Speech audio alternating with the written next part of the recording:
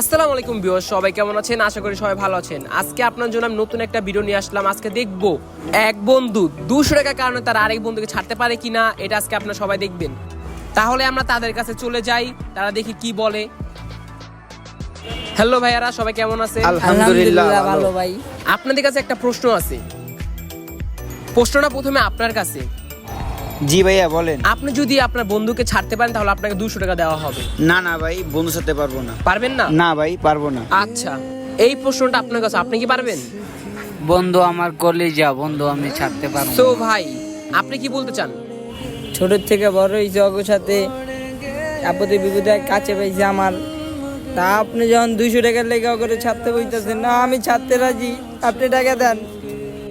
So বন্ধুরা, আপনারা দেখতে পাচ্ছেন এত বছরের বন্ধুত্ব রেখে তার 200 টাকার কারণে তার এত বছর বন্ধুত্ব শেষ করে দিল। তাহলে তার পুরস্কার আমি তাকে দিয়ে দিলাম। সো ভাই, আপনার